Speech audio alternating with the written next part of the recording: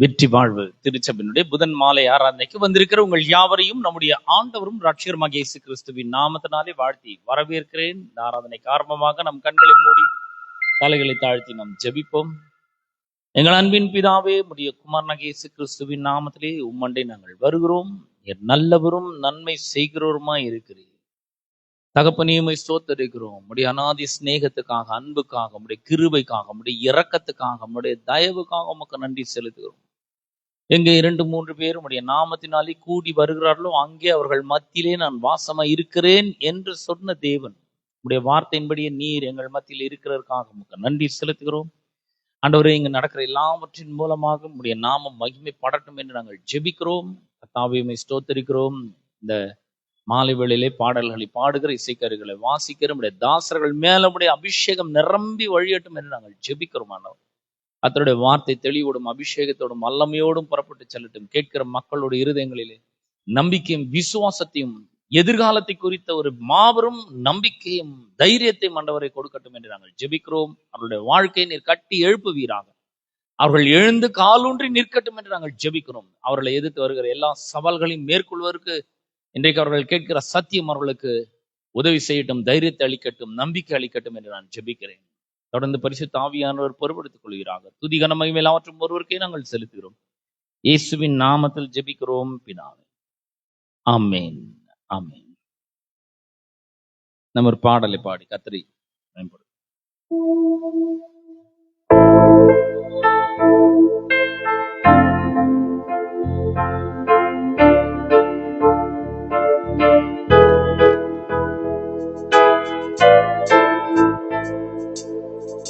யெகோவா ஈரே நீரென் தேவனா, யெகோவா ஈரே நீரென் தேவனா, இனி என்னுள்ளில் கலக்கமில்லை,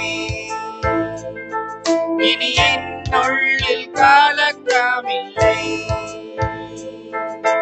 யெகோவா ஈரே நீரென் தேவனா, யெகோவா தேவனா, இனி ஆராதனை ஆராதனை ஆராதனை ஓ ஆராதனை ஆராதனை ஆராதனை ஆராதனை, என்னுள்ளில் கலக்கமில்லை, எல்லாமே பார்த்து கொள்வீர், இனி என்னுள்ளில் கலக்கமில்லை, நீர் எல்லாமே பார்த்து கொள்வீர்.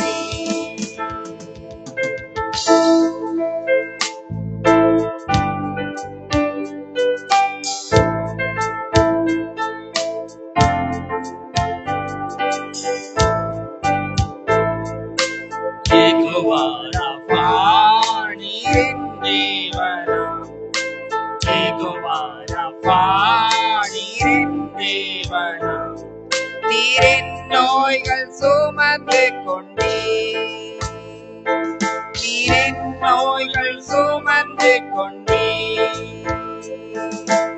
ஆராதனை ஆராதனை ஆராதனை ஆராதனை ஓ ஆராதனை ஆராதனை ஆராதனை ஆராதனை, என் நோய்கள் சுமந்து கொண்டீர், நீரெந்தன் மருத்துவரே, நீரென் நோய்கள் சுமந்து கொண்டீர், நீரெந்தன் மருத்துவரே.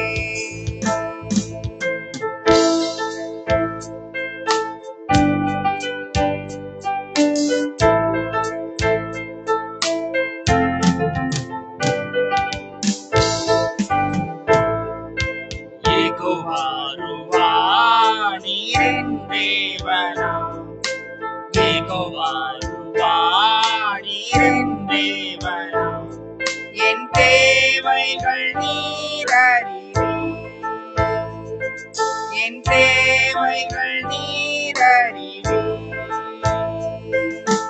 ஆராதனை ஆராதனை ஆராதனை ஆராதனை ஓ ஆராதனை ஆராதனை ஆராதனை ஆராதனை தேவைகள் நீரறிவே. நீரெந்த நல்மேய்ப்பரே என் தேவைகள் நீரறிவே. நீரெந்த நல்மேய்ப்பரே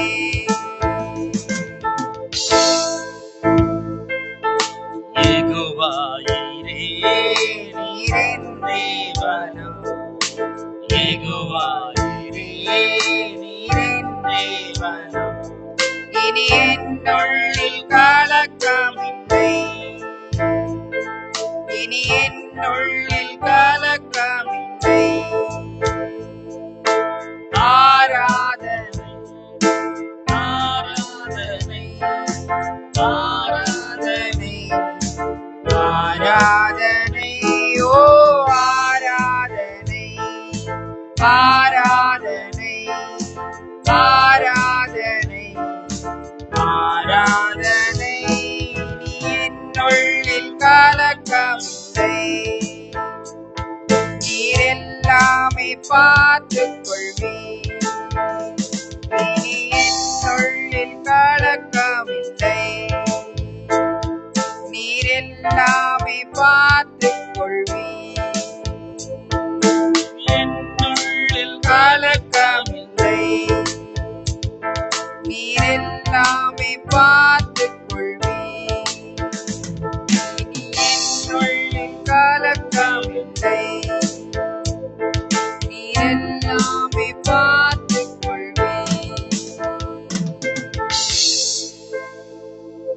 ஆமென். அவர் யெகோவா ஈரேவா இருக்கிறார். எபிரேய மொழியிலே யெகோவா ஈரே என்று சொன்னால் நம்முடைய தேவைகளை ஏற்கனவே முன்னறிந்து அவைகள் எல்லாம் சந்திக்கிற தேவனாய் அவர் இருக்கிறார். உங்கள் தேவை எதுவா இருந்தாலும் சரி, He knows all your desires and wants. He knows all your heartaches. உங்களுடைய இருதயம் கதறுகிறதை அவர் கேட்கிறார். அவர் உங்களுக்கு உதவி செய்ய வல்லவராக இருக்கிறார். நம்ம செய்ய வேண்டியது அவரை நம்பனோட முழு இருதயத்தோடு அவர் மேல நாம நம்பிக்கை வைக்கும் பொழுது அவர் நம்முடைய கலக்கங்களை எல்லாம் நீக்கி அவர் நமக்கு எல்லாவற்றிலும் உதவி செய்ய வல்லவராக இருக்கிறார்.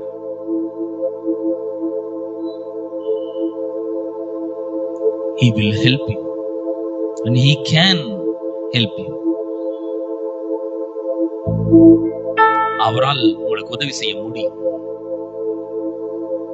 தாவீது சொல்லுகிறார்,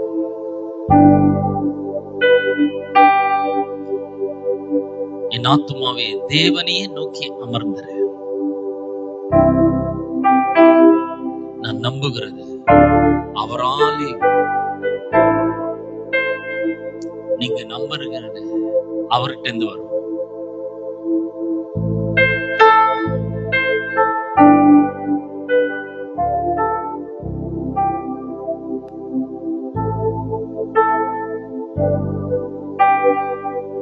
வேற எந்த மனுஷங்கிட்ட இருந்து வர்றதுதான் கஷ்டம். ஆனா ஆண்டவர்கிட்ட இருந்து வர்றது ரொம்ப சுலபம். அவரிடத்துல நம்பிக்கையா இருப்போம். அவரையே நாம் நோக்கி பார்ப்போம். ஆமென். இன்னொரு பாடலை பாடி நாம் கர்த்தரை மேம்படுத்துவோம்.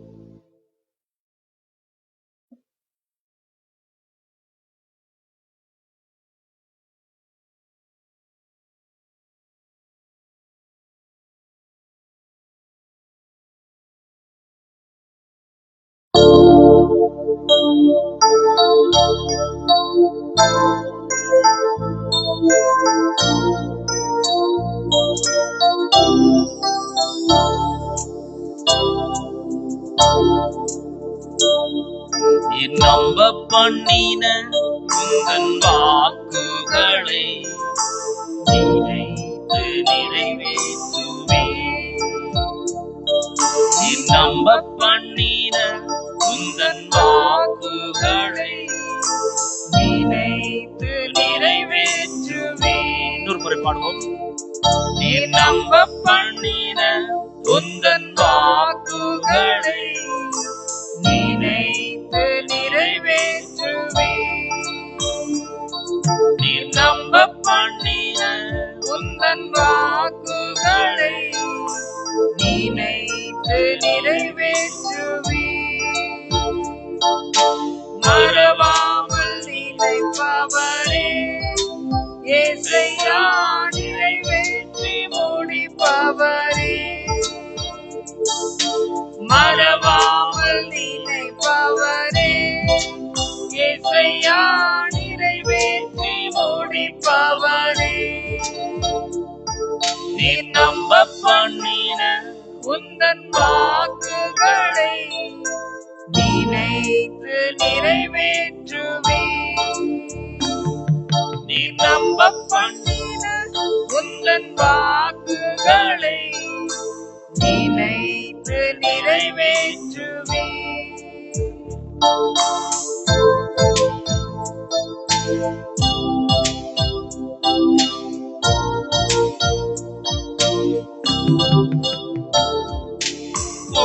உடன்படிக்கையின் தேவன் உண்மையில் பிசகாதவர். உடன்படிக்கையின் தேவன் உண்மையில் பிசகாதவர். என் தாவீதுக்கு நான் பொய் சொல்லேன் என்று சொல்லி சொன்னதை நிறைவேற்றுவேன். என் தாவீதுக்கு நான் பொய் சொல்லேன் என்று சொல்லி சொன்னதை நிறைவேற்றுவேன். மறவாமல் நினைப்பவரே இயேசையா நிறைவேற்றி முடிப்பவரே. மறவாமல் நினைப்பவரே இயேசையா நிறைவேற்றி முடிப்பவரே. நீ நம்ப பண்ணின உந்தன் வாக்குகளை நினைத்து நிறைவேற்றுவே. நீ நம்ப பண்ணின உந்தன் வாக்குகளை நினைத்து நிறைவேற்றுவே.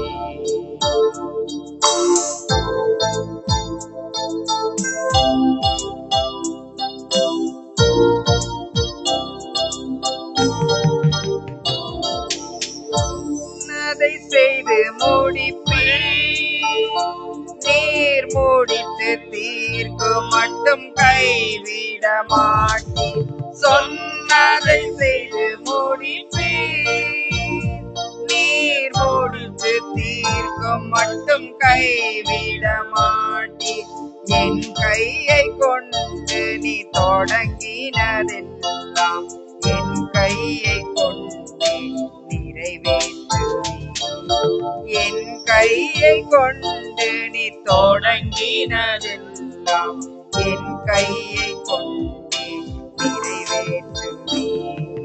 மறவாமல் நினைப்பவரே இயேசையா நிறைவேற்றி முடிப்பவரே.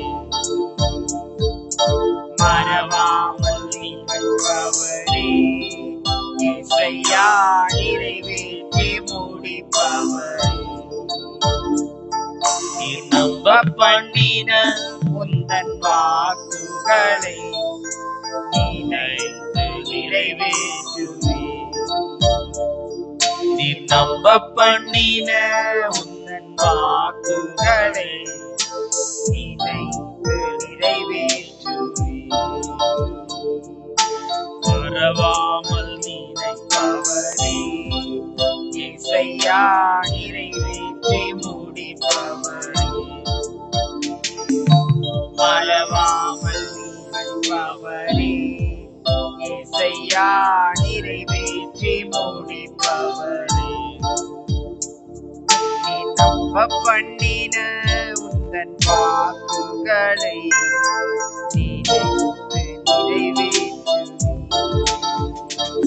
நீ நம்ப பண்ணின உந்தன் வாக்குகளை நினைத்து நிறைவேற்றுவீர்.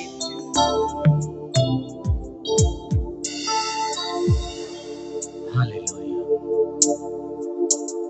அப்பா உமக்கு நன்றி செலுத்துகிறோம். உடைய வாக்குத்தத்தங்கள் எல்லாம் கிறிஸ்து இயேசுக்குள் ஆம் என்றும் ஆமென் என்றும் இருக்கிறதற்காக உமக்கு நன்றி செலுத்துகிறோம்.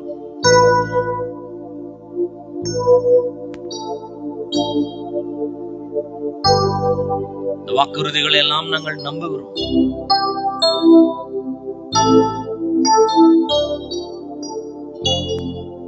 ஆண்டவரே உமக்கு நன்றி செலுத்துகிறோம். அந்த வாக்குறுதிகள் எல்லாம் நீர் நிறைவேற்ற வல்லவராய் இருக்கிறீர். நீர் மறவாமல் எங்களை நினைக்கிற தேவனாய் இருக்கிறீர். நீ சொன்னதை நிறைவேற்றி முடிக்கிற தேவனாய் இருக்கிறீர். அதற்காக உமக்கு ஸ்தோத்திரம். இந்த மாலை வேளைக்காக உமக்கு நன்றி செலுத்துகிறோம். வந்திருக்கிற ஒவ்வொருவருடைய வல்லமையான கரத்தில் ஒப்பு கொடுக்கிறோம்.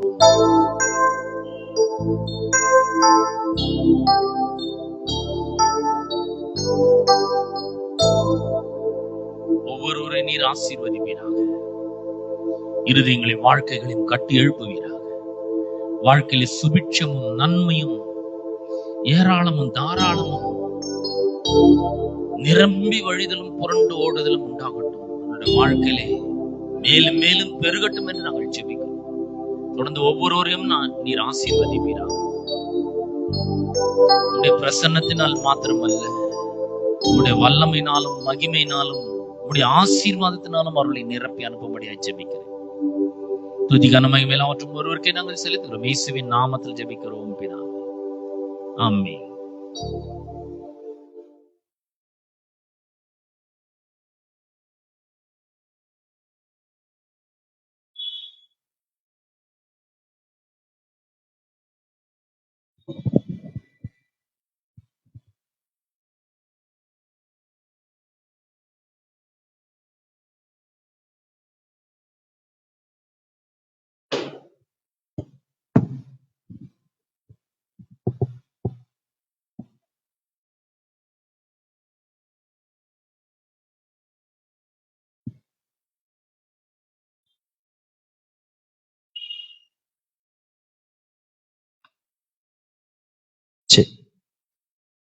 பிரியமானவர்களே, வெற்றி வாழ்வு திருச்சபையினுடைய புதன் மாலை ஆராதனைக்கு வந்திருக்கிற உங்கள் யாவரையும் நம்முடைய ஆண்டவரும் இரட்சகருமாகிய இயேசு கிறிஸ்துவின் நாமத்தினாலே வாழ்த்தி வரவேற்கிறேன். ஒரு வேத பகுதியிலிருந்து ஒரு வசனத்தை நான் வாசிக்க விரும்புகிறேன். இன்றைக்கு ஆசீர்வாதத்தின் வல்லமை என்ற தலைப்பிலே நாம் போதனைகளை பார்க்க இருக்கிறோம். ஏற்கனவே பல வாரங்களாக நாம் பார்த்து வருகிறோம். இன்றைக்கும் நாம் அதை தொடர்வோம். ஆசீர்வாதத்தினுடைய வல்லமை. 115 சங்கீதம் 12ஆம் வசனத்திலிருந்து வாசிக்கிறேன். கர்த்தர் நம்மை நினைத்திருக்கிறார், அவர் ஆசீர்வதிப்பார். இஸ்ரவேல் குடும்பத்தாரை ஆசீர்வதிப்பார், அவர் ஆரோன் குடும்பத்தாரை ஆசீர்வதிப்பார். கர்த்தருக்கு பயப்படுகிற பெரியோரையும் சிறியோரையும் ஆசீர்வதிப்பார். கர்த்தர் உங்களையும் உங்கள் பிள்ளைகளையும் வர்த்திக்க பண்ணுவார். வானத்தையும் பூமியும் படைத்த கர்த்தராலே நீங்கள் ஆசீர்வதிக்கப்பட்டவர்கள். பிரியமானவர்களே, நாம் ஆசீர்வதிக்கப்பட்டவர்கள் என்று கர்த்தருடைய பரிசுத்த வேதாகமம் சொல்லுகிறது. நம்ம சபிக்கப்பட்டவர்கள் அல்ல, நம்ம ஆசீர்வதிக்கப்பட்டவர்கள்.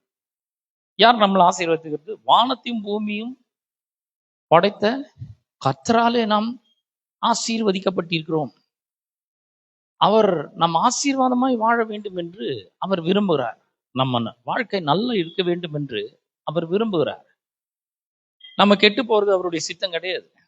நம்ம நன்றாய் இருக்க வேண்டும் என்பதுதான் அவருடைய சித்தமாய் இருக்கிறது. அப்ப நம்ம கெட்டு போறது அவருடைய சித்தம் இல்லை, நம்ம நல்லா இருக்கணும் அப்படின்னு சொல்லி அவர் விரும்புறாரு அப்படின்றதுன்னா, அதனால அவர் என்ன பண்றாருன்னா, தம்முடைய ஒரே பேரான குமாரனை இந்த உலகத்துக்கு அனுப்பி அவரை கல்வாரி சிலுவிலே பாடுபட்டு மரிக்கும்படியாக, ரத்தத்தை சிந்தி மரிக்கும்படியாக செய்து அவருடைய ஜீவனை கொடுத்து நமக்கு இந்த நல்ல வாழ்க்கை ஆசீர்வாதத்தை அவர் விலைக்கரமை கொடுத்து வாங்கி வச்சிருக்கிறார். இதெல்லாம் நம்முடையது. அப்ப இந்த ஆசீர்வாதம் நம்முடையதா இருக்கிறது. கர்த்தர் நமக்கு கொடுத்திருக்கிறார். அவரால் நம்ம ஆசீர்வதிக்கப்பட்டிருக்கணும். நம்முடைய வாழ்க்கை ஏன் இப்படி இருக்குது நிறைய பேர் யோசிக்கிறாங்க இல்லையா? ஆமா, கண்டிப்பா. அவர் என்ன ஆசீர்வச்சிருக்காருன்னா என் வாழ்க்கை ஏன் இப்படி இருக்கு? நான் ஏன் கஷ்டத்துல இருக்கணும்? நான் ஏன் நஷ்டத்துல இருக்கணும்? நான் ஏன் என் வாழ்க்கை ஏன் இல்லாமை, தரித்திரம், வறுமை, ஏழ்மை, பற்றாக்குறையில இருக்க வேண்டும்? அப்படி நம்ம யோசிக்கிறோம். பாருங்க, அவர் எல்லாவற்றையும் ஆயத்தப்படுத்தி வச்சிருக்கிறாரு. ஆனா நாம் அதை எப்படி பெற்றுக்கொள்ள முடியும்னா விசுவாசத்தினாலதான் நாம பெற்றுக்கொள்ள முடியும். கலாத்தியர் நிருபத்துல 3ஆம் அதிகாரம் 13-14 வசனங்கள்ல நாம வாசிக்கிறோம். மரத்தில் தூக்கப்பட்ட எவனும் சபிக்கப்பட்டவன் என்று எழுதியிருக்கிறபடி கிறிஸ்து நமக்காக சாபமாயிட்டாரு. அவர் நமக்காக சாபமாயிட்டு நியாய பிரமாணத்தின் சாபத்திற்கு நம்ம நீங்களாக்கி மீட்டு கொண்டார். இனி சாபம் நம்ம மேல எதுவும் பலன் கொள்ளவே முடியாது. சாபத்துக்கு நம்ம மேல எந்த வல்லமையும் கிடையாது. எந்த சாபமும் நம்மள ஒண்ணும் பண்ணவே முடியாது. நம்ம நினைப்போம், முன்னோர்கள் சாபங்க, எங்க அப்பா என்ன பண்ணாரோ தெரியல, எங்க தாத்தா என்ன பண்ணாரோ தெரியல, என்னுடைய முன்னோர்களுடைய சாபம், எங்க தலைமுறை சாபம் என் வாழ்க்கையில இப்படிப்பட்ட ஒரு நிலைமைக்கு கொண்டு வந்துருக்குது அப்படின்னு நீங்க நினைச்சீங்கன்னா அது ரொம்ப ரொம்ப தவறு. பிசாசு அந்த எண்ணத்தை உங்களுக்குள்ள கொடுக்குறான் பாருங்க. அந்த முன்னோர்களுடைய சாபம், தலைமுறை சாபம், மற்றவர்கள் உங்க மேல கூறின சாபம், எல்லா சாபத்தையும் இயேசு கிறிஸ்து தம் மேல ஏற்றுக்கொண்டார். இனி நம்ம வாழ்க்கையில சாபமே கிடையாது. இப்ப சாபம்னா என்ன இருக்கு? நம்ம வாழ்க்கையில ஆசீர்வாதம் இருக்கு. ஆசீர்வாதம் எங்க இருக்கு? கண்ணில் பாக்குற விதத்துல ஒண்ணுமே இல்லை அப்படின்னு சொல்லி நாம யோசிக்கிறோம். ஆசீர்வாதம் என் வாழ்க்கையில அது காணப்படணும் இல்ல, ஆசீர்வாதம் என் வாழ்க்கையில அது செயல்படணும் இல்ல அப்படின்னு நம்ம கேட்கிறோம். இப்ப பாருங்க, இந்த ஆசீர்வாதத்தை நமக்கு எப்படி கொண்டு வர்றது அப்படின்னு சொன்னா கலாத்தியர் 3:14 சொல்லுது, கிறிஸ்து இயேசு ஆபிரகாமுக்கு உண்டான ஆசீர்வாதம் கிறிஸ்து இயேசுவின் மூலமாக புறஜாதிகளுக்கு வரும்படியாகும், ஆவி குறித்து சொல்லப்பட்ட வாக்குத்தத்தத்தை நாம் விசுவாசத்தினாலே பெரும்படியாகவும் இப்படி ஆயிற்று. பாருங்கள், கடவுள் நமக்காக ஏராளம் தாராளமான ஆசீர்வாதங்களை அவர் நமக்காக உண்டு பண்ணி வச்சிருக்கிறார். ரொம்ப பெரிய உண்மை அது. சம்பாதிச்சு வச்சிருக்கிறார். இதெல்லாம் நமக்கு தான்.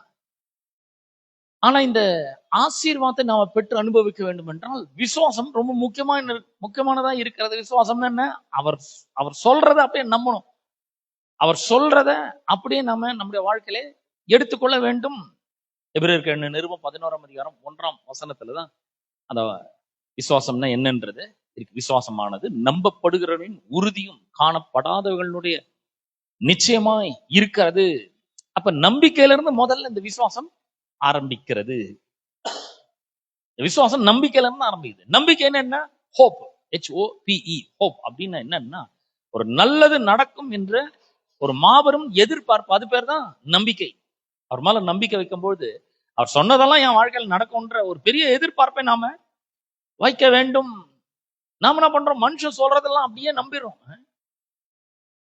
மனைவி சொல்றதை நம்புறோம், புருஷன் சொல்றதை நம்புறோம், பிள்ளைகள் சொல்றதை நம்புறோம், பேங்க் மேனேஜர் சொல்றதை நம்புறோம், நம்ம கடன் கொடுக்குறவங்க சொல்றதெல்லாம் நம்புறோம், எல்லாரும் சொல்றதை நம்புறோம். ஆனா கர்த்தர் சொல்றது மேல அவ்வளவு பெரிய நம்பிக்கையை நாம வைக்கிறது இல்லை. ஆனா இன்னைக்கு நாம அவர் மேல நம்பிக்கை வைக்க போறோம். அவர் என்ன சொல்லுகிறாரோ அதை நாம நம்ப போறோம். அப்ப இந்த நம்பிக்கை வைக்கும் பொழுது இந்த விசுவாசத்தை அவர் மேல அவர் என்ன சொன்னாரோ அந்த வார்த்தையின் மேல நம்ம இந்த விசுவாசத்தை வைக்கும் பொழுது கடவுள் என்ன பண்றாருன்னா மனுஷருடைய தயவை நம் பக்கமாக திருப்புகிறார். கடவுளுடைய அளவு கடந்த ஒரு தயவை நம் பக்கமாக, அவர் இயற்கைக்கு அப்பாற்பட்ட தயவை நம் பக்கமாக திருப்புகிறார். அப்ப கடவுள் நம்முடைய வாழ்க்கையில நமக்கு கொடுத்திருக்கிற வாக்குத்தத்தங்கள்ல நாம நடக்கிறதுக்கு, அந்த வாக்குத்தத்தத்தை நம்முடைய வாழ்க்கையில நமக்கு சொந்தமாக்கி கொள்வதற்கு நாம கர்த்தருடைய வார்த்தையின் மேல விசுவாசத்தை வைக்க வேண்டியது ரொம்ப ரொம்ப அவசியமா இருக்கிறது. அவர் என்ன சொல்லுகிறாரு? இன்னைக்கு இருக்கிறதோட நீ 1000 மடங்கு நீ நல்லா இருப்பேன்னு சொல்லிக்கிறாருங்க. அது மேல நம்ம நம்பிக்கை வைக்கணும். நம்ம வாயில இருந்து என்ன வருது பாருங்க, என்னங்க போன்றது என் வாழ்க்கையை என்னத்த சொல்றது? நான் சொல்றதுக்கு ஒண்ணுமே இல்லை அப்படின்னு இல்ல, சொல்றதுக்கு நிறைய இருக்கு.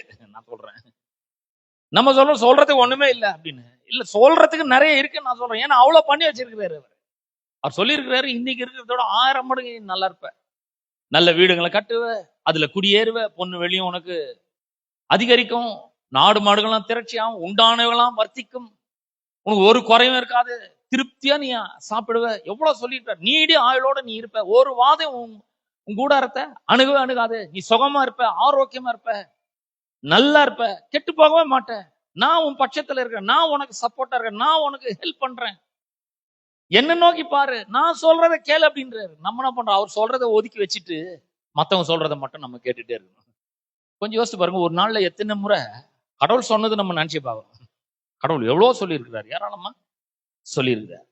அப்ப இந்த விசுவாசம் அப்படின்ற ஒரு வார்த்தைக்கு கிரேக்க மொழியில பிஸ்டிஸ் அப்படின்னு சொல்லுவாங்க. பிஸ்டிஸ் அப்படின்னு சொன்னா ஆங்கிலத்துல கான்பிடன்ஸ், அப்புறம் கன்விக்ஷன்.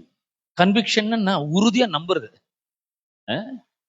என் கண்ணில் பாக்குறது எது ஒண்ணு நடக்கட்டும், கண்ணில் பாக்குற மாதிரி என்ன ஒண்ணு நடக்கட்டும், காதுல கேட்கறது என்ன மாதிரி என்ன எதை ஒண்ணு நான் கேட்டோம், ஆனா என் இருதயத்துல நான் என்ன நம்புறனோ அதுதாங்க என் வாழ்க்கையில் நடக்கணும். கடவுள் சொல்லிட்டாரு, அதனால அது மட்டும்தான் என் வாழ்க்கையில நடக்கும் அப்படின்றது பேர் தான் கன்விக்ஷன். ஒரு பெரிய கன்விக்ஷனுக்குள்ள நம்ம வரணும், ஒரு உறுதிக்குள்ள வரணும். அப்புறம் என்ன, ஒரு தைரியம் வரணும் நமக்கு வாழ்க்கையில. பாருங்க, பயப்படுறவங்க ஒரு மில்லிமீட்டர் கூட முன்னாடி போகவே முடியாது வாழ்க்கையில. நான் சொல்றவங்க எதை பார்த்தும் பயப்படவே கூடாது. முதல்ல தைரியத்தை நல்லா வளர்த்து கொள்ளணும். எங்க இருக்கு தைரியம்?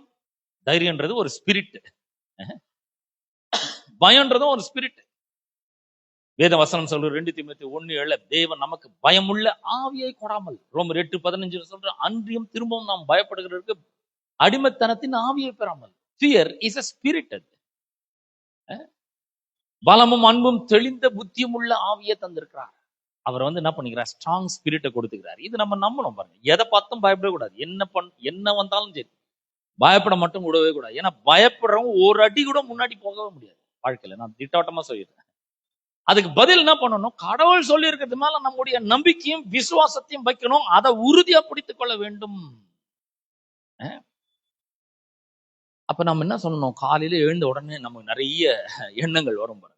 முதல் நம்ம என்ன சொல்லணும்னா, கடவுள் என் வாழ்க்கையில கொடுத்திருக்கிற அந்த வார்த்தையின் மேல நான் உறுதியும் நம்பிக்கையுமா இருக்கிறேன், நான் தைரியமா இருக்கிறேன், கடவுள் என்னோட கூட இருக்கிறார், நான் அவருடைய பிள்ளையா இருக்கிறேன், அவர் என்ன ஆசீர்வதிச்சிருக்கிறார், சாபம் என்னுடையது கிடையாது, நான் ஆசீர்வதிக்கப்பட்டவன், இன்னைக்கு நான் நல்லா இருப்பேன், இன்னைக்கு எல்லாமே வெற்றிகரமா போகும். ஏன்னா அவர் சொல்லுகிறார், நல்ல வெற்றி உனக்கு உண்டாகும் அப்படின்னு சொல்லியிருக்கிறார். அதனால வெற்றி மேல நான் வெற்றி பெறுவேன், நான் பயப்படவே மாட்டேன், தைரியமா இருக்கேன்.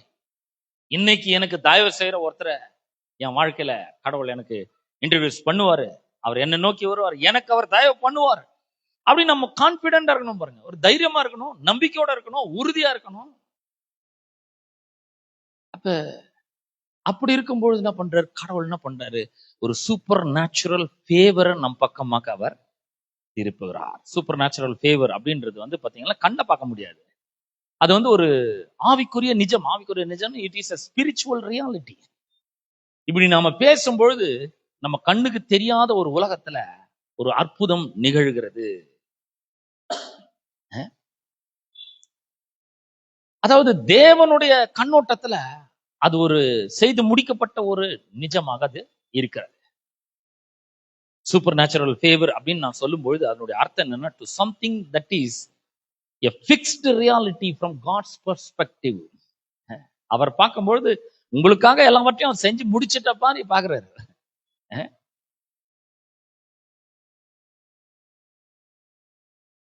அதாவது இது ஒரு ஆவிக்குரிய நிஜம் அப்படின்னு சொல்லும்போது நான் என்ன சொல்றேன், சூப்பர் நேச்சுரல் ஃபேவர் அப்படின்னு சொல்லும்போது நான் என்ன சொல்றேன்னா, தேவன் உங்களை குறித்தும் உங்களுக்காகவும் சொல்லி இருக்கிற எல்லாமே அப்பட்டமான உண்மையா இருக்கிறது. உங்களை குறித்தும் உங்களுக்காகவும் அவர் சொல்லி இருக்கிற எல்லா வார்த்தைகளும் அப்பட்டமான உண்மையாய் அது இருக்கிறது.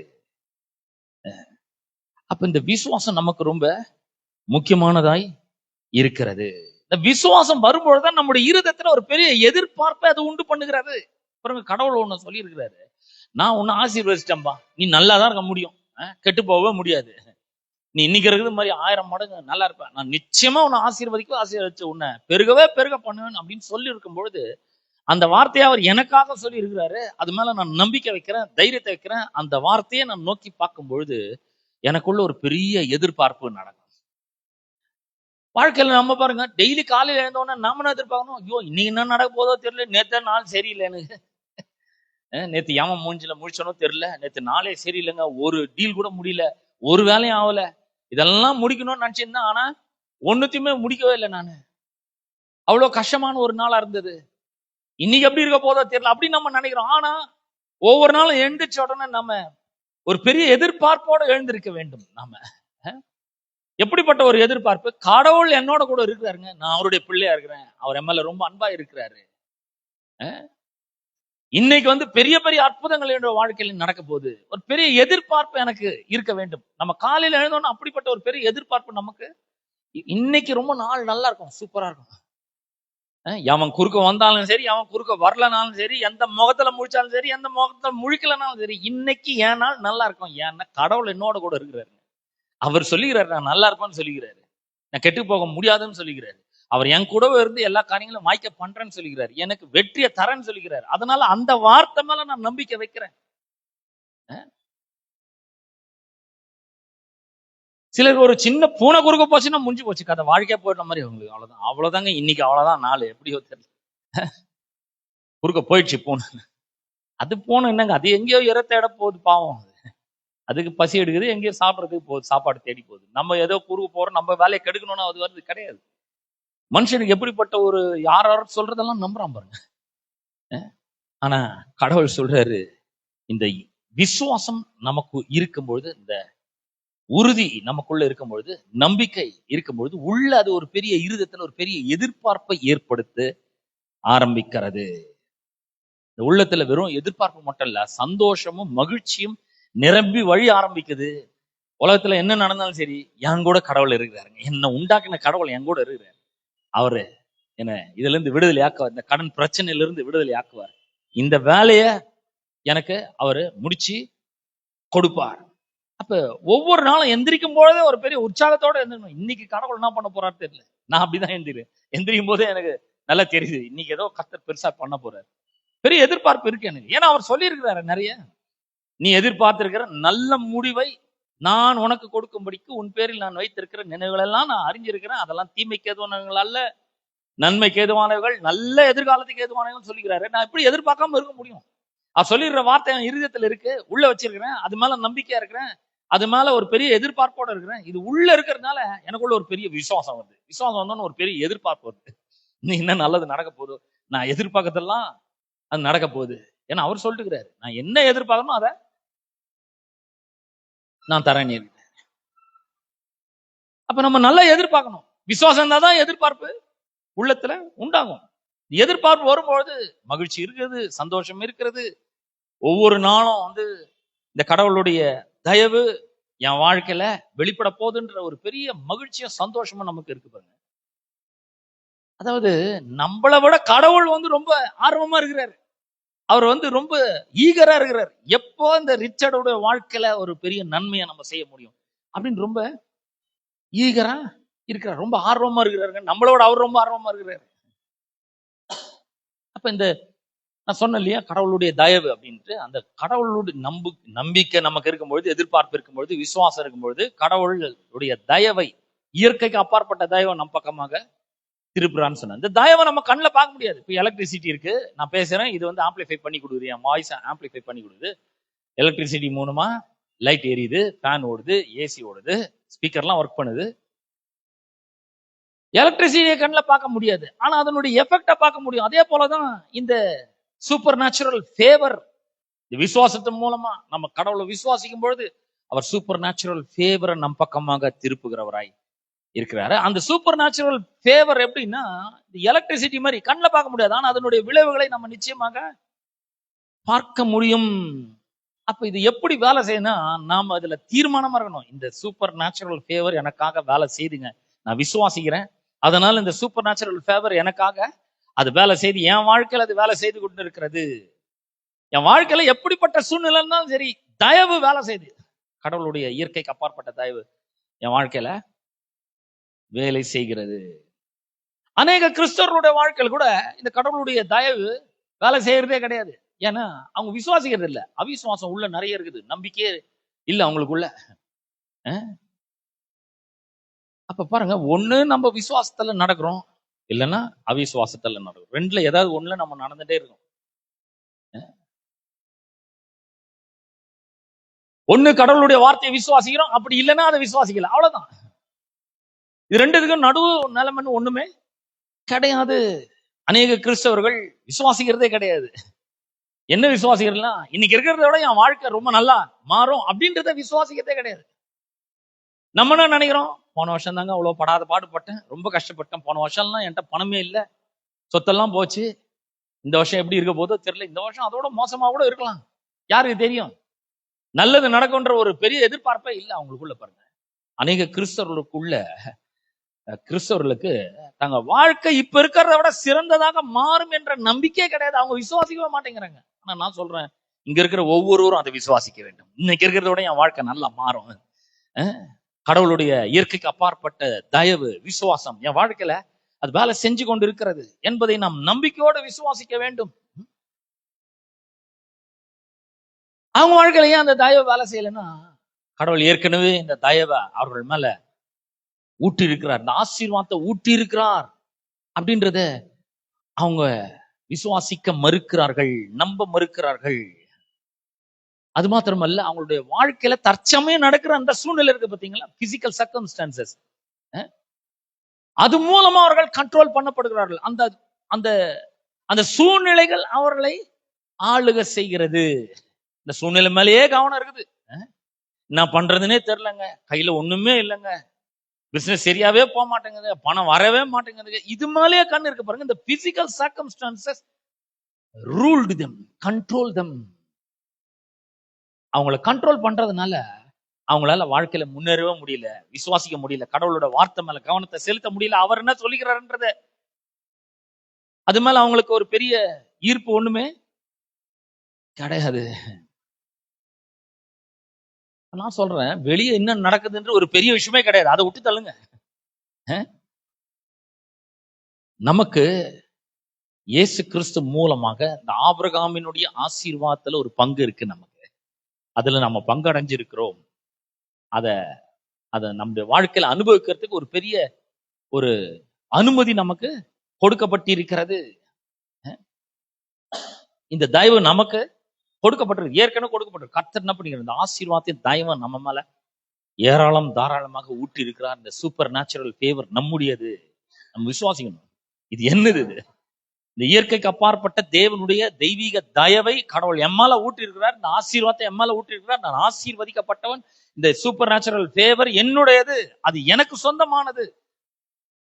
அப்ப இந்த ஃபேவர், இந்த தயவை எப்படி நமக்காக வேலை செய்ய வைக்கிறது? விசுவாசத்தின் மூலமாக தான் அதை நம்ம வேலை செய்ய வைக்க முடியும். எபேசியர் நிருபம் 2ஆம் அதிகாரம் 8-9 வசனங்களை உங்களுக்காக நான் வாசிக்க விரும்புகிறேன். எபேசியர் நிருபம் 2ஆம் அதிகாரம் 8-9 வசனங்களை வாசிக்கிறேன். கிருபையினாலே விசுவாசத்தை கொண்டு ரட்சிக்கப்பட்டீர்கள். இது உங்களால் உண்டானதல்ல, இது தேவனுடைய ஈவு. கடவுள் ஒரு பெரிய கிஃப்ட் மாதிரி நமக்கு கொடுத்திருக்கிறார். எது? தயவையும் விசுவாசத்தையும் அவர் கொடுத்திருக்கிறார். அது மூலமாக நாம் ரட்சிக்கப்பட்டு இருக்கிறோம். இது நம்முடையதா இருக்கிறது. அவர் அந்த தயவையும் கிருபையும் விசுவாசத்தை நம்மால ஆசீர்வாதத்தையும் ஊற்றி இருக்கிறார். 9ஆம் வசனம் சொல்லுது, ஒருவரும் பெருமை பாராட்டாதபடிக்கு இது கிரியைகளினால் உண்டானதல்ல. யாரும் இதை சம்பாதிக்கல. கடவுளுக்கு உண்மையா இருந்து பரிசுத்தமா வாழ்ந்து நீதியா வாழ்ந்து இதை சம்பாதிச்சிருக்கான் கிடையாது. அவர் ஊத்தி இருக்கிறார், அவ்வளவுதான். கிருபையினால விசுவாசத்தை கொண்டு நாம் ரட்சிக்கப்பட்டிருக்கிறோம். இயேசு கிறிஸ்து மூலமா அவருடைய ரத்தத்தினால் கழுவப்பட்டது நிமித்தமாக நம்ம மேல ஊற்றப்பட்டது. நம்மை விடுதலையாக்குகிற, நம்முடைய ஒவ்வொரு தேவைகளையும் சந்திக்கக்கூடிய கடவுளுடைய கிருபையும் தயவும் நம்முடையதான் இருக்கிறது. விசுவாசத்து மூலமா நாம் இதை பெற்று இருக்கிறோம் என்று வேத வசனம் சொல்லுகிறது. அப்ப இதை சந்தேகப்படக்கூடாது, அவிசுவாசத்தோடு இருக்கக்கூடாது, நம்பிக்கையோடு இருக்கணும், ஒரு பெரிய எதிர்பார்ப்போடு இருக்கணும். ஒரு வசனத்தை வாசிக்க போறேன். நான் யோவான் 3:16 வாசிக்க போறேன். அங்கிருந்து ஒரு விஷயத்த உங்களுக்கு நான் தெளிவுபடுத்த விரும்புகிறேன். யோவான் சுவிசேஷம் 3ஆம் அதிகாரம் 16ஆம் வசனம். தேவன் தம்முடைய ஒரே பேரான குமாரனை விசுவாசிக்கிறவன் எவனோ அவன் கெட்டு போகாமல் நித்திய ஜீவனை அடையும்படிக்கு அவரை தந்தருளி இவ்வளவாய் உலகத்தில் அன்பு கூர்ந்தார். பாருங்க, எவனோ அப்படின்ற வார்த்தை.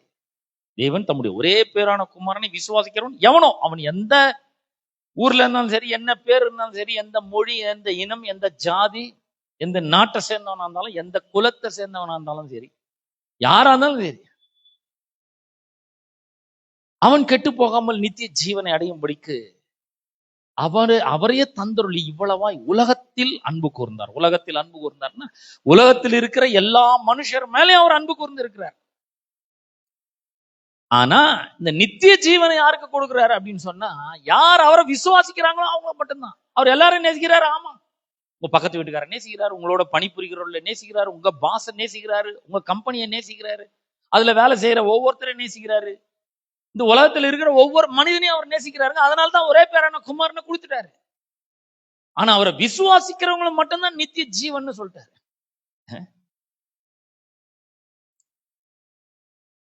அதே போலதான் பாருங்க, விசுவாசிகள் மேல கடவுள் அளவு கடந்த ஆசீர்வாதத்தையும் பெருக்கத்தையும் அவருடைய இயற்கைக்கு அப்பாற்பட்ட தயவும் ஊட்டிட்டாரு. God has poured out an abundant supply of his favor and goodness on us through Jesus Christ. இயேசு கிறிஸ்து மூலமாக நம்ம மேல அளவு கடந்த ஆசீர்வாதத்தையும் அளவு கடந்த இயற்கைக்கு அப்பாற்பட்ட தயவையும் அவர் ஊத்திட்டாரு.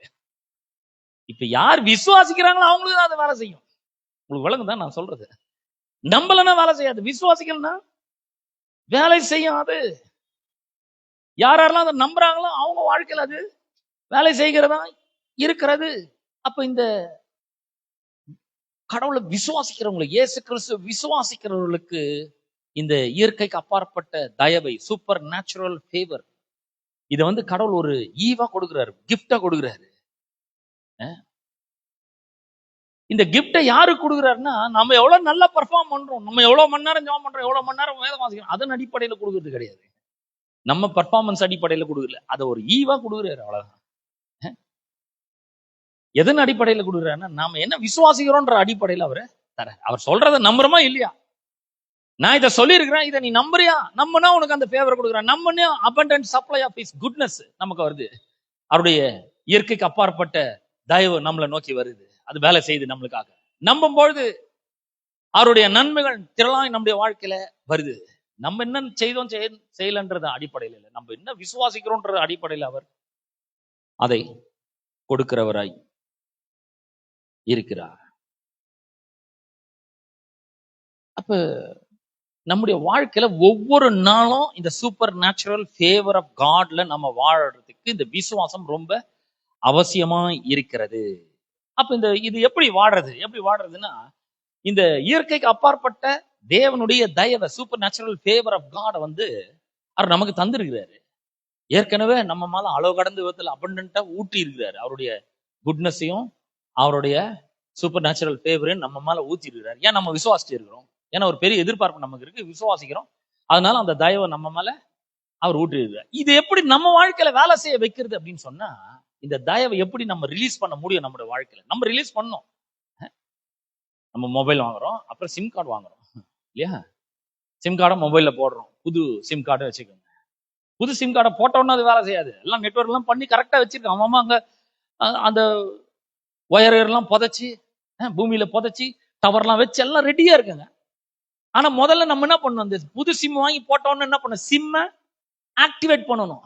வழங்குதான் உங்களுக்கு எல்லாம் ரெடியா இருக்கு, டவர் ரெடியா இருக்கு, சேட்டலைட் ரெடியா இருக்கு, ஒயர் ரெடியா இருக்கு, அப்புறம் ஸ்டேஷன்ஸ் எல்லாம் ரெடியா இருக்கு, எல்லாம் ரெடியா இருக்கு. ஆனா புது சிம் போட்டோன்னு நீங்க பேசவே முடியாது. முதல்ல அந்த சிம்மை ஆக்டிவேட் பண்ணணும், டேட் ஆஃப் பர்த் கொடுக்கணும், உங்க பேரை சொல்லணும், உங்களுடைய அட்ரஸ் சொல்லணும், வெரிஃபிகேஷன் பண்ணணும், எல்லாம் பண்ணி முடிச்ச போடுக்காது. அதுக்கப்புறம் பாத்தீங்கன்னா அது பாட்டு தன்னால வேலை செய்ய ஆரம்பிக்குதுங்க.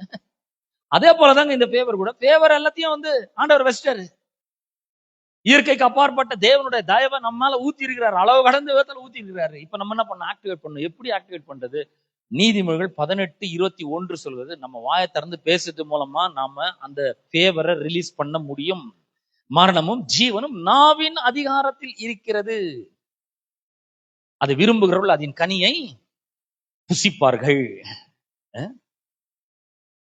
அப்ப நம்ம வாயை திறந்து பேசுறது ரொம்ப முக்கியம்ன்றது உங்களுக்கு தெரியுமா? அப்ப நம்ம வாயை திறந்து ஒவ்வொரு முறை பேசும்பொழுதும் ஒண்ணு நம்ம உருவாக்குறோம், அப்படி இல்லைன்னா நம்ம அழிக்கிறோம், இடிச்சு தள்ளுறோம். இது தெரியுமா உங்களுக்கு? நல்ல ஞாபகம் வச்சுக்கணும். நம்ம வாயை திறந்து பேசும்பொழுது ஒண்ணு கட்டுறோம், உருவாக்குறோம், அப்படி இல்லைன்னா இடிச்சு தள்ளுறோம். இப்ப வாயை திறந்து பேசுறது மூலமாங்க இது ரொம்ப பவர்ஃபுல். இப்ப எபிரேய மொழியில வந்து இந்த டங்கு அப்படின்ற வார்த்தைக்கு ஹேண்ட் அப்படின்னு அர்த்தம். ரெண்டுத்துக்கும் ஒரே வார்த்தை தான், ஹேண்ட். நீதிமொழிகள் 18:21 சொல்லுகிறது, நம்மை சுற்றி இருக்கிற நம்முடைய சூழ்நிலையை நம்முடைய வார்த்தைகள் கட்டி எழுப்புகிறது. நீங்க போய் எங்கேயாவது ஒரு வீடு கட்டும் பொழுது ஒரு ஒரு மேஸ்திரி இருக்கிறாரு. மேஸ்திரி வீடு கட்டுறதை பார்த்திருக்கீங்களா?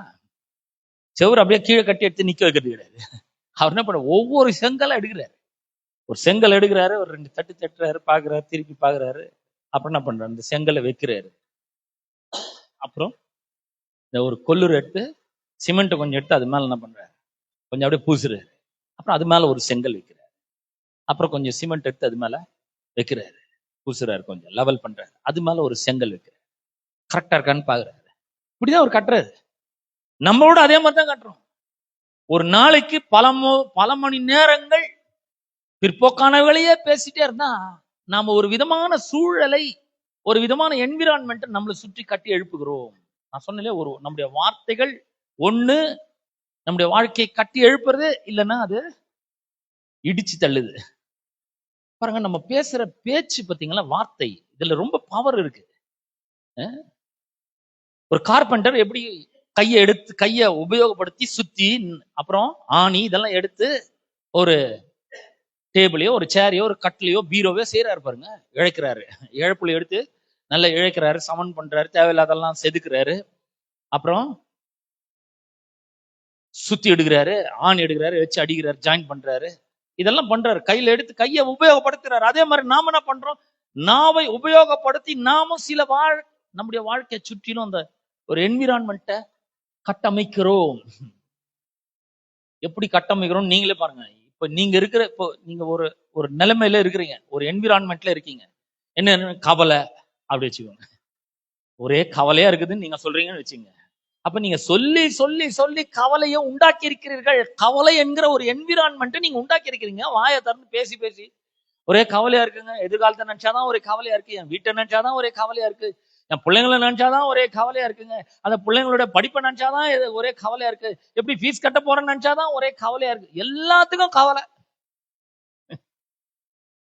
கவலைய பேசி பேசி பேசி கவலை என்கிற ஒரு என்விரான்மெண்ட்டை உருவாக்கி அந்த என்விரான்மெண்ட்டுக்குள்ள நம்ம வாழ்ந்து கொண்டிருக்கிறோம்.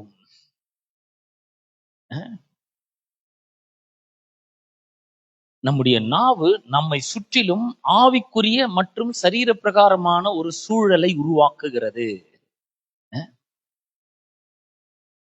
அது மட்டும் இல்ல, நாம நம்முடைய நாவின் மூலமாக ஒரு வீட்டை கட்டி அந்த வீட்டுக்குள்ளதான் நம்ம வாழணும். என்ன மாதிரி வீட்டை கட்டுறோமோ அது அந்த வீட்டுக்குள்ளதான் நம்ம வாழ முடியும். ஒரு என்ஜினியர் ஒரு மிகப்பெரிய ஊர்லயே இருக்கிற ஒரு மிகப்பெரிய ஒரு பணக்காரங்கிட்ட வேலை செஞ்சுட்டு இருந்தாங்க. அந்த பணக்காரருக்காக நிறைய பேலஸ் எல்லாம் கட்டியிருக்கிறாரு. ரொம்ப நுணுக்கமான வேலைகள்லாம் செஞ்சு நிறைய கட்டியிருக்காரு. இந்த பணக்காரருக்கு ஒரு ரொம்ப நாளா ஒரு ஆசை இருந்தது. இந்த மனுஷன் ரொம்ப நாளா நம்ம கிட்ட வேலை செஞ்சுன்னு இருக்காரு அப்படின்னு சொல்லிட்டு அந்த மனுஷனை கூப்பிட்டு, நீ இதுவரைக்கும் நீ கட்டினதெல்லாத்த விட ரொம்ப பிரம்மாண்டமான ஒரு வீட்டை கட்டணும். அது எவ்வளவு செலவானாலும் பரவாயில்ல, அதை நான் பண்றேன். நீ அதை அழகா கட்டி முடியணும், கட்டி முடிச்சுட்டு என்னை கூப்பிட்டு காட்ட, நடுவுல எல்லாம் நான் வர முடியாதுன்னு சொன்னார். இந்த என்ஜினியருக்கு ஒரே கோபம் இந்த ஓனர் மேல. இந்த ஆளுக்கு எவ்வளோ பண்ணிருப்பேன், இந்த ஆளு ஒண்ணுமே நமக்கு செஞ்சதே கிடையாது. இதுல நம்ம என்ன பண்ணோம், இவ்வளவு நாள் நம்ம உண்மையா இருந்தேன், எதுவுமே கிடைக்கல நமக்கு. இன்னைக்கு நம்ம என்ன பண்ணோம், இந்த கட்டடத்துல எவ்வளவு அடிக்க முடியுமோ அவ்வளவு அடிக்கணும்னு சொல்லிட்டு என்ன பண்ணாராம், உதவாத ஒரு கட்டைங்க, உதவாத இரும்பு, உதவாத கல்லு, உதவாத சிமெண்ட், உதவாத செங்கல், இதெல்லாம் வச்சு அந்த வீட்டை கட்டிட்டு அதுக்கப்புறம் என்ன பண்ணாராம், நல்ல மேல நல்ல பெயிண்ட் அடிச்சுட்டு அந்த பணக்கார கூப்பிட்டு காமிச்சாராம், ஐயா இந்தாங்க சாவி, உங்களுக்காக இந்த மாதிரி ஒரு நல்ல வீட்டை கட்ட சொன்னீங்க, நான் கட்டியிருக்கேன். இது வரைக்கும் இல்லாத அளவுக்கு நான் இதை கட்டியிருக்கேன். அந்த பணக்காரர் சொன்னாராம், சார் உங்களுக்காக தான் சார் நான் இந்த வீட்டையே கட்ட சொன்னேன். நான் இது வரைக்கும் உங்களுக்கு ஒண்ணுமே செஞ்சது கிடையாது. இந்தாங்க இந்த சாவி நீங்க வச்சுக்கோங்க. நீங்க தான் இந்த வீட்டுல இருக்க போறீங்க அப்படின்னு சொல்லி சொன்னாங்க. எப்படி இருந்திருக்கும் பாருங்க அவருக்கு கொஞ்சம். இப்படிதான் நம்ம கூட இருக்கிறோம். கடவுள் நம்ம மேல அவ்வளவு தயவை ஊட்டி இருக்கிறாரு, ஆசீர்வாதத்தை ஊட்டி இருக்கிறாரு, பெருக்கத்தை ஊட்டி இருக்கிறாரு, எல்லாம் பண்ணி அவர் சொல்லிக்கிறாரு, உனக்கான வீட்டை நீ கட்டுப்பா, உனக்கு என்ன மாதிரி வேணும், உன்னுடைய விருப்பம் என்ன, உன்னுடைய வாஞ்சை என்ன, உன்னுடைய எதிர்பார்ப்பு என்ன, அதை நான் செய்யறேன், உன் விருப்பத்தை நான் நிறைவேற்றுறேன், உனக்கு என்ன பிடிக்குமோ அதை நான் செய்யறேன், நீ கட்டு அப்படின்றாரு. நாவை கொடுத்துருக்கிறாரு கட்டுறதுக்கு, வசதியா ஒரு நாவை கொடுத்துருக்காரு. இப்ப நம்ம என்ன பண்ணணும், அந்த வீட்டை என்விரான்மெண்ட்டை நம்ம உண்டாக்கணும். ஸ்பிரிச்சுவல் அண்ட் பிசிக்கல் என்விரான்மெண்ட்டை நம்மை சுற்றிலும் உருவாக்குகிறவர்களாக இருக்க வேண்டும். நாவை உபயோகப்படுத்தி ஈசாக்கு பாருங்க, தன்னுடைய மகன் யாக்கோபு மேல ஆசீர்வாதங்களை கூறுகிறான். அவனை கிட்ட அழைத்து அவனுடைய வஸ்திரங்களின் வாசனையை மோந்து, இதோ என் குமாரனுடைய வாசனை கர்த்தர் ஆசீர்வத்த வயல்வெளியின் வாசனை கொத்ததா இருக்கிறது, அவர் உனக்கு வானத்து பனியும் பூமியின் கொழுமையும் தந்து தானியத்தையும் திராட்சை ரசத்தையும் திரளாய் பெருக பண்ணுவாராக, ஜாதிகள் உன்னை சேவிப்பார்களாக, உன் தாயின் சகோதரர் உன்னை வணங்குவார்களாக. இப்படிலாம் ஆசீர்வதிக்கிறார். இந்த ஆசீர்வதிக்கும் பொழுது என்ன பண்றாருன்னா, ஒரு பெரிய ஒரு ஸ்பிரிச்சுவல் ஃபோர்ஸ் வந்து என்ன பண்றாரு, இயக்கி வைக்கிறாரு தன்னுடைய பிள்ளை மேல.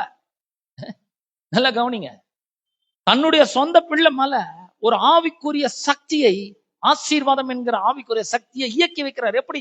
வாயை திறந்து பேசி இயக்கி வைக்கிறாரு.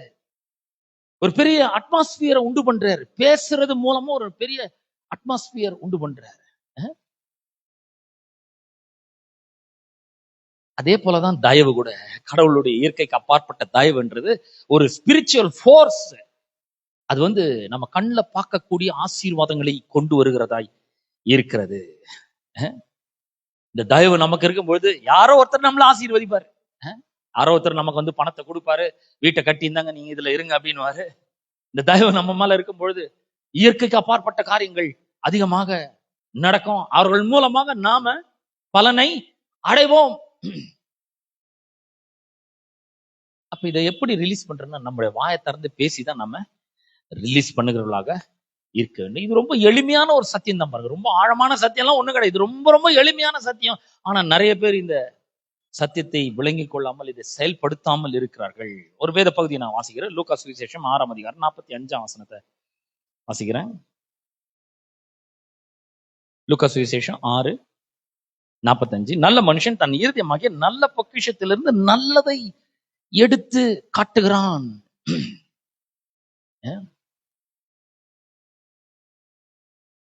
அப்ப உள்ள நல்லது இருக்கணும் பாருங்க.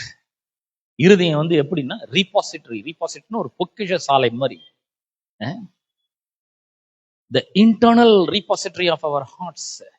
அதாவது இருதயம் ஒரு பெரிய பொக்கிஷ சாலை மாதிரி. இது உள்ள அதுல இருந்து என்ன பண்றான், நல்லதை எடுத்து காட்டுறான். எப்படி எடுத்து காட்டுறான்? பேசுறது மூலமா எடுத்து காட்டுறான். ஒருத்தரை பார்த்தீங்கன்னா ஆசீர்வதிங்க, அவங்கள சபிக்கிற மாதிரி எல்லாம் பேசாதீங்க. இந்த போறான் பாருங்க, உருப்பிடுவானோ அவனால தாங்க என் வாழ்க்கை கெட்டுச்சு அப்படிலாம் பேசக்கூடாது. நல்லதை எடுத்து காண்பிக்க வேண்டும். நல்லதை பேசுகிறவர்களாக இருக்க வேண்டும். நம்ம நல்லதை பேசுனா நம்முடைய இருதயம் நல்லா இருக்குன்னு அர்த்தம். அவெல்லாம் நல்லாவே இருக்க மாட்டாங்க அப்படின்னா பொல்லாததெல்லாம் இருதயத்துல இருந்து வருது பாருங்க. பொல்லாத மனுஷன் தன் இருதயமாகிய பொல்லாத பொக்கிஷத்திலிருந்து பொல்லாததை எடுத்து காட்டுகிற, இருதயத்தின் நிறைவினால் அவனவன் வாய் பேசும். எடுத்து காட்டுகிறான் அப்படின்ற 45ஆவது வசனத்துல கிரேக்க மொழியில ப்ரொஃபெரோ அப்படின்ற ஒரு வார்த்தை வருது. கிரேக்க வார்த்தை ப்ரொஃபெரோ அப்படின்ற வார்த்தைக்கு டு பிரிங் ஃபோர்த், கொண்டு வர்றது அப்படின்னு. அப்ப நம்முடைய வார்த்தைகளுக்கு வந்து ஒரு ஸ்பிரிச்சுவல் அட்மாஸ்பியரை, ஜீவனையோ அல்லது மரணத்தையோ உருவாக்கக்கூடிய ஒரு சக்தியும் வல்லமையும் நம்முடைய வார்த்தைகளுக்கு இருக்கு. உதாரணத்துக்கு இப்ப பாருங்க, ஏசி இருக்குங்க, அதுல வந்து நம்ம என்ன செட் பண்ணிக்கிறோம், 24 செட் பண்ணிக்கிறோம் இல்லையா? 24 செட் பண்ணிக்கிறதுனால வெளியே ரொம்ப சூடா இருக்கும். ஆனா இங்க வந்து என்ன பண்ணிடுறோம், இந்த கூலிங் வந்து இந்த லெவல்ல இருக்கணும் அப்படின்றதுக்காக தெர்மோஸ்டேட்டை வந்து செட் பண்ணியிருக்கோங்க. 24ல இருக்கணும் கூலிங். உடனே கூலிங் வராம இருக்கலாம், கொஞ்சம் நேரம் ஆகலாம். ஆனா இது ஏசி, அதுக்கு பின்னாடி இருக்கிற மெஷின், மின்சாரம், இதுல இருக்கிற அந்த மெஷினரி எல்லாம் சேர்ந்து இயங்க ஆரம்பிக்கிறது இந்த அறையை கூல வைக்கிறதுக்கு. வெளியே எப்படி வேணா இருக்கலாம், அதே போலதான் பாருங்க, நம்முடைய வாயை திறந்து வார்த்தைகளை நாம பேசும்பொழுது இந்த உலகத்துல பஞ்சம் இருக்கலாம், பசி இருக்கலாம், பட்டினி இருக்கலாம், ஏமாத்த இருக்கலாம், துரோகம் இருக்கலாம். ஆனா நாம பேசும்பொழுது இப்படிப்பட்ட ஒரு சூழலை நம்ம உண்டாக்குறோம், ஒரு அட்மாஸ்பியர், ஒரு என்விரான்மெண்ட் நம்ம சுற்றிலும் உண்டாக்குகிறோம். இந்த ரூம்ல இருக்கிற டெம்பரேச்சரை இது கட்டுப்படுத்துது. அது போலதான் நம்முடைய வார்த்தைகள் நம்ம சுற்றி என்ன நடக்கணும், நம்முடைய வாழ்க்கையில என்ன நடக்கணும்ன்றதை கட்டுப்படுத்துகிறது. நாம இதுல என்ன டெம்பரேச்சர் இருக்கணும்னு வைக்கிறோமோ அந்த டெம்பரேச்சருக்கு இந்த ரூமை கொண்டு வருது, கண்ட்ரோல் பண்ணி கொண்டு வருது. அதே போலதான் நம்முடைய வாழ்க்கையில நாம பேசுகிற பேச்சுகள் கூட நம்ம தொடர்ந்து என்னத்தை பேசுறோமோ அதுதான் நம்முடைய வாழ்க்கை சுற்றிலும் ஒரு புதிய சூழ்நிலையை உருவாக்குகிறதாக இருக்கு. யோபு 22ஆம் அதிகாரம் 28ஆம் வசனத்தை உங்களுக்காக நான் வாசிக்கிறேன். யோபு 22:28. நீர் ஒரு காரியத்தை நிர்ணயம் பண்ணினால் அது உமக்கு நிலைவரப்படும், உம்முடைய பாதைகளில் வெளிச்சம் பிரகாசிக்கும். அதாவது இவர் என்ன சொல்ல வர்றாருன்னா, எந்த அளவுக்கு விசுவாசம் நிறைந்த வார்த்தைகளை, நம்பிக்கை நிறைந்த வார்த்தைகளை நாம பேசுகிறோமோ, அந்த சூழ்நிலை பார்த்து பேசுகிறோமோ, அந்த அளவுக்கு ஒரு இயற்கைக்கு அப்பாற்பட்ட தயவு என்கிற ஒரு சூழலை நாம நம்மை சுற்றிலும் உருவாக்குகிறவர்களாக இருக்கிறோம். கடைசியா ஒரே ஒரு வசனத்தை மட்டும் வாசிச்சு முடிக்க விரும்புறேன். நீதிமொழிகள் 25:11 வாசிக்கிறேன். நீதிமொழிகள் 25:11. ஏற்ற சமயத்தில் சொன்ன வார்த்தை வெள்ளித்தட்டில் வைக்கப்பட்ட பொற்பழங்களுக்கு சமானம். The right word spoken at the right time was very powerful. சரியான நேரத்தில் பேசப்பட்ட சரியான வார்த்தை ரொம்ப ரொம்ப வல்லமையானது. இது ஃபிட்லி ஸ்போக்கன், ஏற்ற சமயத்தில் சொல்லி இருக்குதுங்களா. இதுல பாத்தீங்கன்னா நாம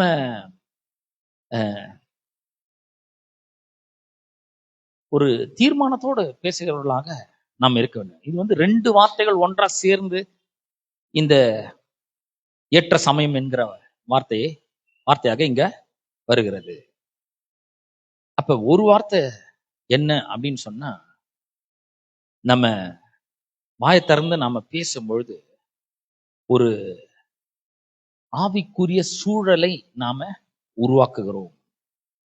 2 வார்த்தை சொன்னால, ஒண்ணு வீல், வீல்னா அந்த சக்கரம், ஸ்பின்னிங் வீல், ஓடுற சக்கரம் மாதிரி, அது ஒரு வார்த்தை. அப்ப நம்ம வாயை திறந்து பேசும்பொழுது அது என்ன பண்ணுது, ஒரு இயக்கத்தை கொடுக்கிறது, ஒரு ஆவிக்குரிய ஒரு சம்பவம் உருவாகிறதுக்கு ஒரு பெரிய இயக்கத்தை கொடுக்கிறது. இது வரைக்கும் நீங்க ஆசீர்வாதத்தை அனுபவிக்காம இருக்கலாம், ஆனா கர்த்தருடைய ஆசீர்வாதமே ஐஸ்வர்யத்தை தரும். அவர் அதனோட வேதனையை கூட்டார். நான் ஆசீர்வதிக்கப்பட்டவனா இருக்கிறேன், வானத்தையும் பூமியும் படைத்த கர்த்தராலே நான் ஆசீர்வதிக்கப்பட்டவன். சாபம் என்னுடையது இல்ல, ஆசீர்வாதம் தான் என்னுடையது. அவர் என் மேல இயற்கைக்கு அப்பாற்பட்ட தயவு, ஆசீர்வாதத்தின் நன்மைகளை ஊட்டி இருக்கிறான்னு சொல்லும் பொழுது அது அங்க ஒரு பெரிய ஒரு ஃபோர்ஸ் இயங்க ஆரம்பிக்கிறது. எப்படி ஒரு வீல் சுழல்தோ, முன்னேறி போதோ, அந்த வீல் முன்னேறி போதோ, அந்த சக்கரம் எப்படி முன்னோக்கி செல்லுகிறதோ, அது போல ஒரு spiritual force is in motion. ஒரு ஆவிக்குரிய சக்தி இயங்க ஆரம்பிக்குது நம்முடைய வாழ்க்கையில, கண்ணுக்கு தெரியாத விதத்துல அது இயங்க ஆரம்பிக்கிறது. அப்ப நம்முடைய வாயை திறந்து நாம வார்த்தைகளை பேசும்பொழுது ஆவிக்குரிய மண்டலத்திலே ஒரு இயக்கத்தை அது உண்டாக்குகிறது. 2வது என்னன்னா டைமிங். ஒண்ணு வீல், ஸ்பின்னிங் வீல், இன்னொன்னு டைமிங். வேர்ட்ஸ் ஃபிட்லி ஸ்போக்கன், ஃபிட்லி அப்படின்ற வார்த்தைக்கு 2 வார்த்தை ஒன்னா சேர்ந்து வருது. ஒண்ணு வீல், ஸ்பின்னிங் வீல், ஓடுகிற சக்கரம். 2வது டைமிங். இப்போ டைமிங்னா ஒன்று சொன்னா உங்களுக்கு வழங்கும். இப்போ கிரிக்கெட் இருக்கு இல்லையா, கிரிக்கெட் விளையாட்டு இருக்கு. பவுலர் என்ன பண்றாரு, பாலை எல்லாம் தேய்ச்சிட்டு என்ன பண்றாரு, கையில கரெக்டா அந்த பொசிஷனை வச்சு நேர கொண்டு பவுலிங் போடுறாரு. அப்படி போடும்பொழுது இந்த பால் கரெக்டா பிச் ஆகி அந்த பேட்ஸ்மேன் கிட்ட வரும்பொழுது கரெக்டான டைமிங்ல பேட் என்ன பண்ணும், அவரு ஃபோர்ஸா அடிக்கணும். சரியான டைம்ல அடிச்சாதான் பேட்ல படும், அப்படி இல்லைன்னா கீழே போய் என்ன பண்ணிடும், அவுட் ஆயிடுவாரு, ஸ்டெப்ல பட்டுரும். அப்ப இந்த பாலை வந்து இந்த பவுன்ஸ், இந்த பவுலிங் போடுற அந்த பால் வந்து பிச் ஆகி அந்த பேட் கிட்ட வரும்பொழுது, பேட்ஸ்மேன் கிட்ட வரும்போது கரெக்டான ரைட் டைம்ல ஒரு பேட்டை சோடுறாரு பாத்தீங்களா, அதுதான் ரைட் டைம். உங்களுக்கு நல்லா விளங்கும்னு நினைக்கிறேன். அப்படி அடிக்கும் பொழுதுதான் 4-6ன்னு கரெக்டா போவோம். கரெக்ட் டைமிங்ல அடிக்கணும். அதோட கொஞ்சம் முன்னாடி அடிக்கூடாது, கொஞ்சம் பின்னாடி அடிக்கூடாது. முன்னாடி அடிச்சா அவுட், பேட் கீழே போய் அவுட் ஆயிடும். கொஞ்சம் பின்னாடி அடிச்சாலும் அவுட், அவ்வளவுதான். எல்பிடபிள்யூ ஏதோ ஒன்று ஆகும். கரெக்டான டைம்ல பால் கரெக்டா பேட் கிட்ட மீட் ஆகும்போது டக்குன்னு ஒரு அடி அடிக்கணும்.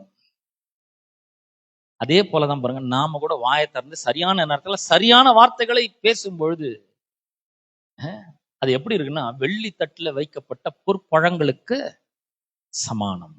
வெள்ளி தட்டு பொற்பழங்கள்னா இதை வந்து சாப்பிட்றது கிடையாது. இதெல்லாம் சும்மா சாதாரண ஒரு குடிசை வீட்டுல எல்லாம் இருக்காது, அரண்மனையில தான் இருக்கும். அழகுக்காக வைக்கப்பட்டிருக்கும். பார்க்கும்போதே ஒரு பெரிய அழகு அதுல இருக்கும், ஒரு ராயல் பியூட்டி இருக்கும்.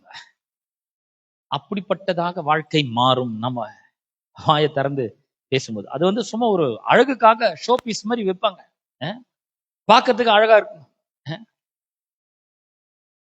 வெறும் அரண்மனையில பணக்கார வீடுகள்ல மட்டும்தான் அது மாதிரி வைப்பாங்க.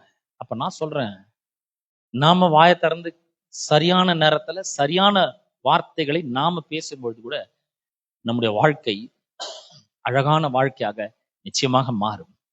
இவ்வளவு வருஷம் பேசுனதெல்லாம் போதும், இதெல்லாம் நிறுத்திடுவோம். இனிமேல் வாயை திறக்கும் போது ரொம்ப கவனத்தோட திறக்கணும்.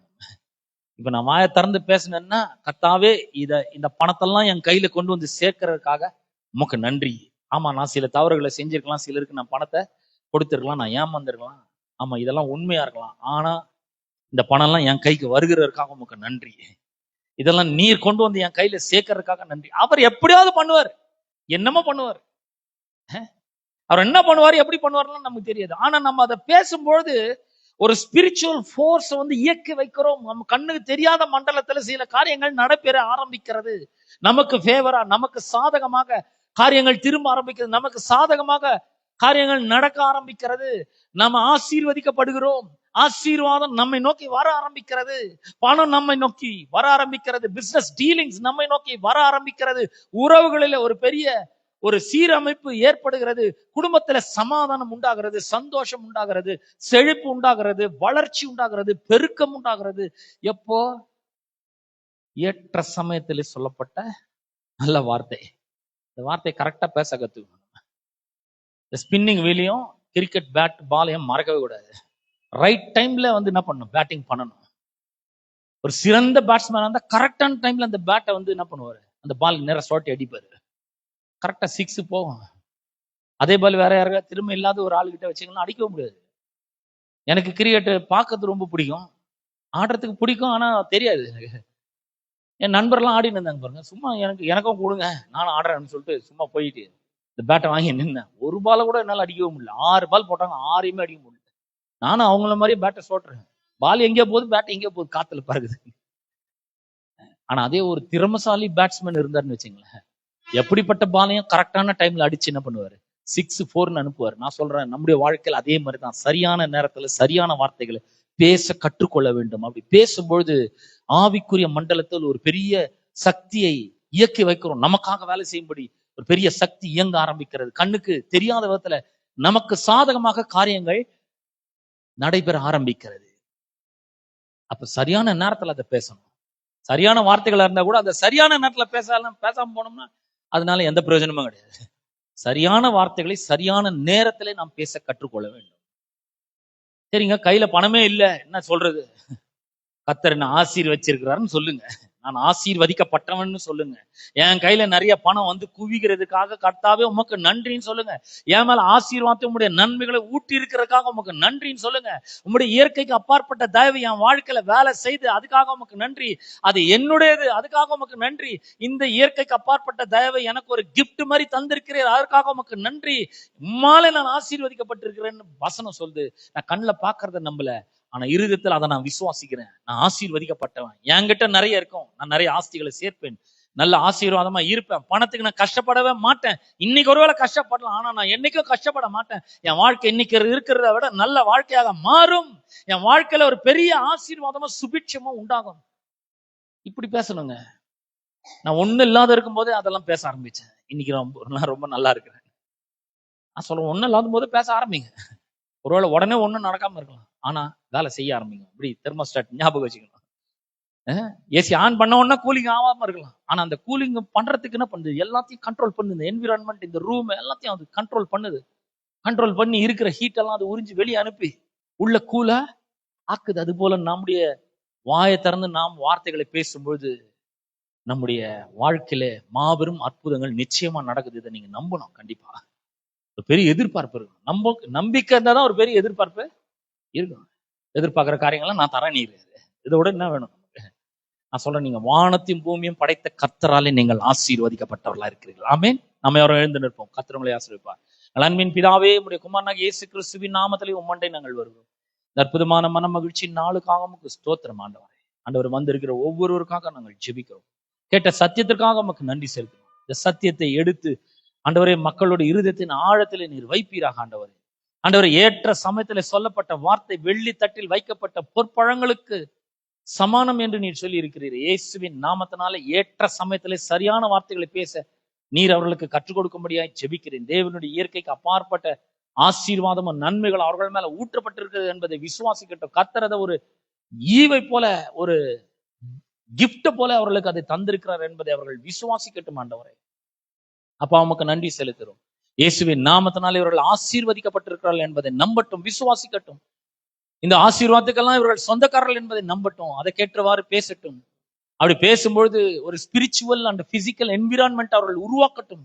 அதுல அவர்கள் வாழட்டும் என்று நாங்கள் ஜெபிக்கிறோம். ஆண்டவரே, தகப்பனே ஸ்தோத்திரிக்கிறோம். இயேசுவின் நாமத்தினால் அவருடைய வாய்களுக்கு காவல் வைப்பீராங்க. ஆண்டவரே, நல்ல வார்த்தைகளை பேசட்டும். நல்ல மனுஷன் தன் இருதயமாகிய நல்ல பொக்கிஷத்திலிருந்து நல்லவைகளை எடுத்து காண்பிக்கிறான் என்று சொல்லி இருக்கிறீர்கள். ஆண்டவரே, வர இவர்கள் நல்ல காரியங்களை எடுத்து பேசட்டும், நல்லவைகளை எடுத்து காண்பிக்கட்டும். இருதயம் பொக்கிஷ சாலையாக மாறட்டும் என்று ஜெபிக்கிறேன். நல்ல நல்ல கடவுளுடைய வார்த்தைகள் எடுத்து உள்ள வைக்கட்டும். நிச்சயமாகவே நான் ஆசீர்வதிப்பேன், பெருக பண்ணுவேன் என்ற வார்த்தை எடுத்து உள்ளத்துல வைக்கட்டும். இன்னைக்கு இருக்கிறத விட 1000 மடங்கு நான் நல்லா இருப்பேன். இன்னைக்கு என் வாழ்க்கை ஒரு மாதிரி இருக்கலாம், ஆனா வர என் வாழ்க்கை நல்லாயிட்டே வருது. கர்த்தர் என் வாழ்க்கையை நன்றாக மாற்றுகிறார் என்பதை ஆழமாக அவர்கள் விசுவாசிக்கட்டும். அவர்கள் விசுவாசிக்கும் பொழுது அதெல்லாம் அப்படி நடக்கிறதுக்காக அவங்க சோத்திர இயற்கைக்கு அப்பாற்பட்ட தேவனுடைய தயவு, சூப்பர் நேச்சுரல் ஃபேவர், அதை நான் டிக்ளேர் பண்றேன். ஆண்டவரே, ஜனங்கள் மேல I declare in the name of Jesus, I declare the divine favor, the supernatural favor of God. Let the favor of God create an atmosphere, an environment around them, oh Father. A good environment, a good atmosphere. அவர்கள் create பண்ணட்டும் என்று ஜெபிக்கிறேன். Let them speak accordingly, Father. When they speak, let them know that they are creating and spiritual atmosphere and environment. அதுலதான் அவர்கள் வாழ முடியும் என்பதை அவர்களுக்கு நீர் உணர்த்தி இருக்கிறதுக்காக உங்களுக்கு ஸ்தோத்திரம். சத்தியத்தை கேட்ட மக்களுக்காக ஜெபிக்கிறோம். தேவையோடு வந்திருக்கிற ஒவ்வொருவருக்காக ஜெபிக்கிறேன். இயேசுவின் நாமத்தினால் அவர்கள் தேவைகளை எல்லாம் நீர் சந்திப்பீராக. In the name of Jesus, I declare a divine favor over them. In the name of Jesus, I declare a divine health and divine wealth over them, O Father. இயேசுவின் நாமத்தினாலே இவர்கள் ஆசீர்வதிக்கப்பட்டவர்களாக இருக்கட்டும். இவர்கள் செய்கிற காரியங்கள்லாம் வாய்க்கட்டும். இவர்கள் செய்கிற தொடுகிறதெல்லாம் பொன்னாய் வழங்கட்டும் என்று ஜெபிக்கிறேன். நான் செய்கிற எல்லாவற்றையும் வாய்க்க செய்கிற தேவன் இவர்களோடு கூட இருக்கிறதுக்காக ஸ்தோத்திரம். தொடர்ந்து இவர்களை ஆசீர்வதியும். துதி கன மகிமை எல்லாவற்றும் ஒருவருக்கே நாங்கள் செலுத்துகிறோம். இயேசுவின் நாமத்தில் ஜெபிக்கிறோம் பிதாவே, ஆமென். நம்முடைய கர்த்தராகிய இயேசு கிறிஸ்துவின் கிருபையும் பிதாவாகிய தேவனுடைய அன்பும் பரிசுத்த ஆவியானவருடைய ஐக்கியமும் பாதுகாப்பும் வழிநடத்தலும் இன்றும் என்றும் சதா காலங்களிலும் நம் அனைவரோடும் என்றும் இருப்பதாக. ஆமென், ஆமென்.